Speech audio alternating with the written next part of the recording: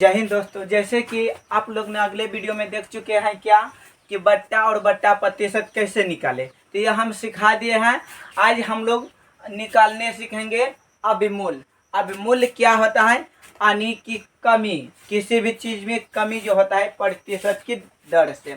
तो यहाँ देखिए सवाल बोला है, NCERT क्लास 8 का है, उदाहरण नंबर 10 बोला है। सवाल ने क्या कहता है कि एक टीवी 21,000 रुपया में खरीदा गया है। किसी ने एक टीवी को 21,000 रुपया में खरीदा गया है और कहता है एक वर्ष पश्चात, एक वर्ष समय कहता है एक वर्ष, और पश्चात का मतलब होता है बाद। एक वर्ष बाद, पश्चात का मतलब होता है बाद, याद रखना। एक वर्ष बाद, पश्चात का मतलब होता है वर्ष। यानी कहता है वो टीवी जो है एक वर्ष बाद क्या कहता है, टीवी के मूल्य में 5% अभिमूल्य होता है। क्या होता है? अभिमूल्य होता है। अभिमूल्य का मतलब याद रखना। अभिमूल्य का मतलब होता है कमी होना। अभिमूल्य का मतलब क्या होता है? कमी होना। तो अभिमूल्य का मतलब कमी होना। और कहता है एक वर्ष बाद टीवी का मूल्य कितना होगा? दर दिया है 5%। देखिए फिर से कहता है एक टीवी का दाम है 21,000 रुपया, जो कि 5% की दर से अभिमूल्य होता है। अभिमूल्य का मतलब कमी होता है। तो एक साल बाद, 50 का मतलब होता है बाद, तो एक साल बाद कितना होगा उस टीवी का दाम। तो आज के इस वीडियो में टीवी का दाम ही निकालने सीखेंगे। देखिए जो दिया है 21,000 रुपया, जो दिया है 21,000 रुपया, यह हो जाएगा हम लोग का मूलधन। अगले वीडियो में भी बताए थे, जो दिया रहेगा वह मूलधन हो जाता है। तो 21,000 जो है हम लोग का हो गया मूलधन। मूलधन 21,000 रुपया। दर कितना दिया है? 5%। दर 5%। और कहता है समय कितना वर्ष दिया है? समय दिया है एक वर्ष। तो यहाँ लिख दो समय एक वर्ष। समय एक वर्ष। तो कहता है टीवी का जो अभिमूल्य होगा कितना होगा एक साल बाद। तो हम लोग यहाँ देखेंगे, यहाँ लिखेंगे 100 रुपया में 5% कमी। अभिमूल्य का मतलब होता है कमी होना। तो हम लोग पहले 100 रुपया का कमी निकालेंगे, तब जाकर के 21,000 रुपया का निकालेंगे, तब हो जाएगा।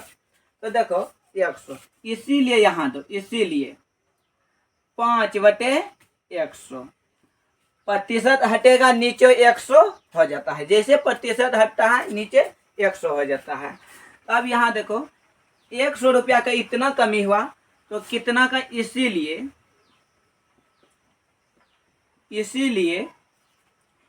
21,000 का, 21,000 का बोल रहा है, 21,000 का। इसीलिए 21,000 गुना, ऐसे करो, 21,000 रुपया में कमी। 21,000 रुपया में कमी। देखो 100 रुपया में 5% होता है, तो इसको हम साधारण रुपया में बदल दिए। अब जब 100 रुपया में इतना होता है, तो 21,000 में नहीं हो जाएगा। तो यहाँ देखो, अब इधर बनाते हैं हम, इधर नीचे है, इधर बनाते हैं, हल करते हैं, इसको मिटा दें। अब यहाँ देखो क्या होता है 21,000 का, तो क्या करेंगे? 21,000 गुना 5/100। 0 0 कटा दो, 2 0 2 0 कटा दो, बचा कितना? 210 गुना 5।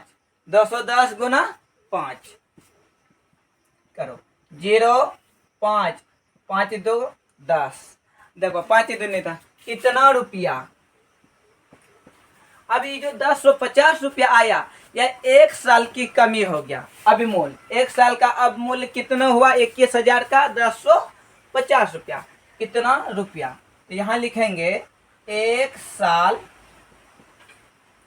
का अब मूल्य ब्रैकेट में दे दो कमी 1050 रुपया, 1050 रुपया। तो अब इतना जो हुआ 21,000 में क्या करेंगे, 1050 को घटा देंगे। तो यहाँ लिखो 1 साल बाद टीवी का मूल्य,